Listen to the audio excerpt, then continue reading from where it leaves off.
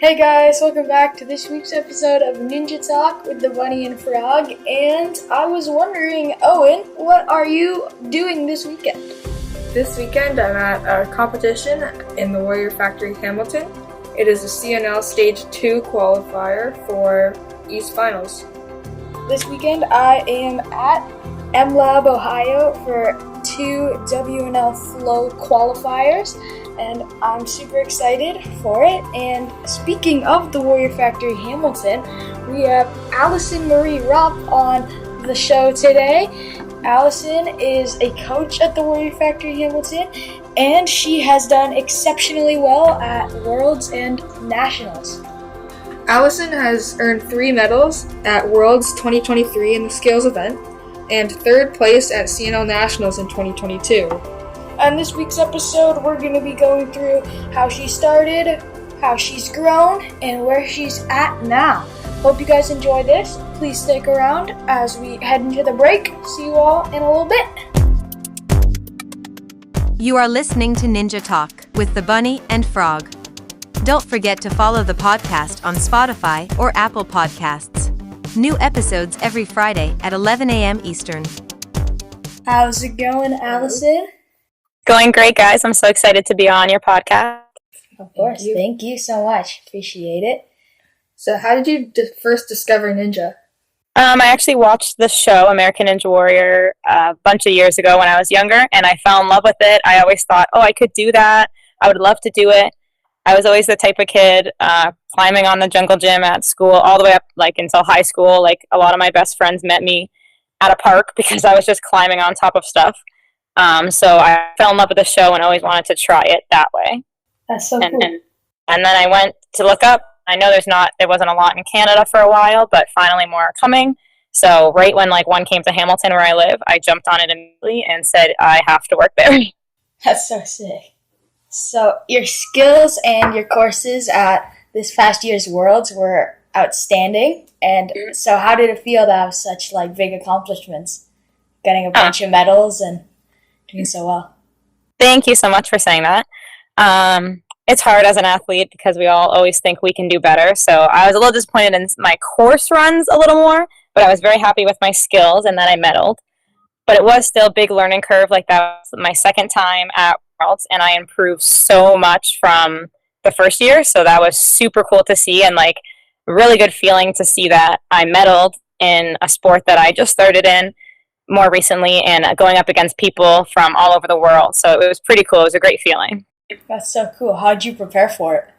A lot more training. I stepped up my training from the first year we went to Worlds. We were still all very new, and it was an awakening call kind of thing to be okay, I just really need to step up my training. People here are crazy, and every year people just get more and more crazy. The sport growing so much. So really amping up the training, and I pretty much training it 4 times a week, plus on top of the other fitness stuff I do. That's so sick. What did you did you have any specific stuff that you wanted to work on at all, or? My weakness, personally, I think, is a lot more grip stuff, cliffhangers and more finger grip, stuff like that. I am pretty good at bigger body moves and speed, so for training for that, I did work on a lot more grip, cliffhangers, birdhouses, any small grip, and precision grabs is also something I worked on a lot. And I think that helped with the skills at that Worlds too. For sure, because there was a lot of precision, and then there was literally a skill called grip. So yeah, exactly. So how has it been coaching at the Warrior Factory Hamilton? I love coaching so much. I knew I always wanted to do something in fitness, but I actually don't know if a lot of people know this, but I owned my own salon, and I was in the beauty industry for a while, but it just wasn't what I wanted. And then when I saw that the Ninja Gym opened and I applied to work there, I literally fell in love with coaching. I love seeing people change from when they first come in and they can't even hang on a monkey bar for 2 seconds to 8-foot laches. It's literally so crazy, and it's so rewarding to see that even I can be a part of helping them get from point A to point B and improve so much. And kids love Ninja. Even kids we have that just come for birthday parties and open plays and stuff. It's a fun job because everyone loves has fun. They come there to have fun, and I have fun with them. That's so sick. So this year at Nationals, you unfortunately suffered a awful hamstring injury on the course, but yet you still kept going on the course. How do you find the strength to first keep going and pushing yourself? And you even did a sketchy balance obstacle with a torn hamstring. So. I did. That was honestly all of the fans and support from everyone. That is the reason I kept going.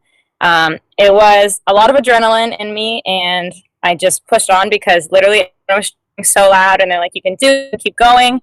And I didn't want them to know. I knew it was pretty bad, but I didn't want to show that. So, and they wanted me to keep going, and I wanted to keep going. I worked, like you guys know, we work all year for this. So I was devastated that happened, but I tried to put that all aside and keep going. I did have to switch up a lot of stuff, like that sketchy balance one you talked about. You were supposed to run over the blocks, like one leg, and I tried it once, and I couldn't use that leg at all, so I had to use my retry, and I just did one big jump with my good leg, and the fact that I got it was so rewarding and, like, just crazy. Threw yourself at the platform. Yeah. That's great. How has your recovery been for that, though? Has it been better lately? Yeah, it's been pretty good. I'm a lot better now. I'm almost fully recovered. Like, it's still there and nags me a few times, depending what I'm doing. But the recovery was hard, I think, more mentally for me than physically.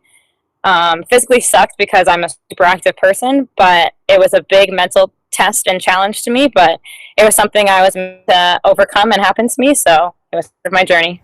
No, yeah, I broke my foot recently, and then, like, it was definitely, like, a big struggle mentally to just, like, know that, like, there's some stuff that I won't be able to train. So yeah. You gotta, like, but then you still gotta think of the different things that you still can do. Exactly. It pushes you to do other things because you're like, oh, I can't do this, but I still want to do this, or work out some way, train something. So it does push you that way. For sure. And it helps you, like, be more aware of your body, for sure. Definitely.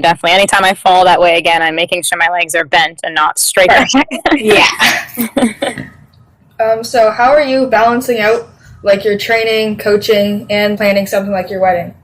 It is a lot right now, actually. The fact that you brought that up, I'm a little overwhelmed, but we're making it work.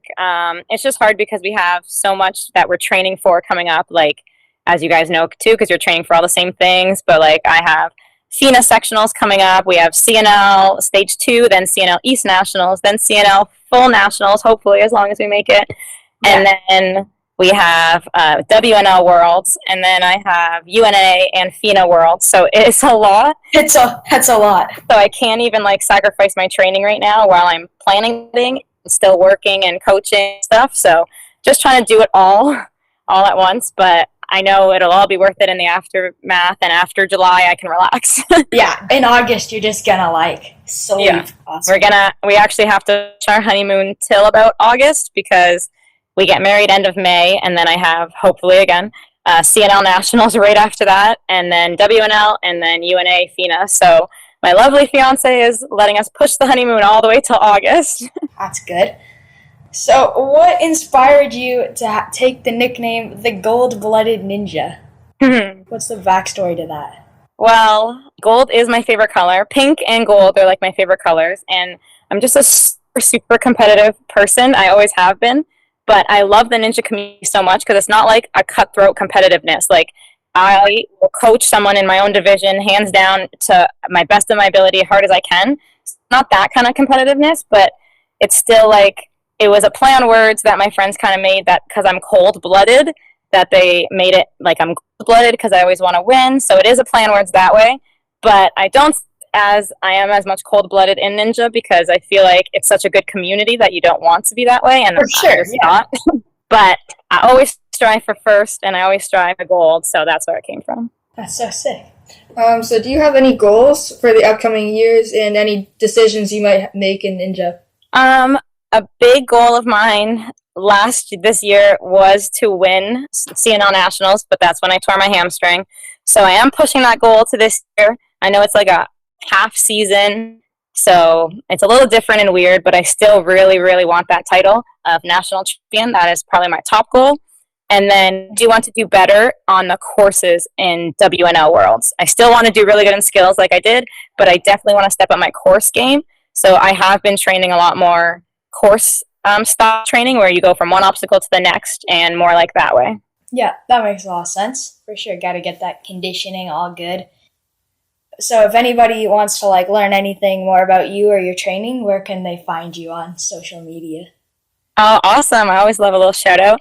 On Instagram, I am at its.AlisonMarie, and they can find me there. And I have Facebook. I don't use it as much, but I post everything on Instagram. I'm trying to post a lot more on Instagram there too, of a lot more ninja training. I have a highlight reel of ninja, but I want to be posting more about it too. For sure. So I think it's time for the joke of the week. Yay! Hear it up. Okay. Why couldn't the bicycle stand up on its own? Why? It was too tired. I like it. That was a good one. Like all your jokes. that was punny. I like that one. Very punny. All right, well, thank you so much for being on today. We appreciate it. Thank you guys for having me. It's honestly such an honor. I feel so happy because I've listened to your podcast for a while, all your ones, and when you reached out to me, I felt so happy. That's so cool. Thank you so much. Have a great rest of your afternoon, and see you at some upcoming comps for sure. For sure. Can't wait, guys. Bye. Bye.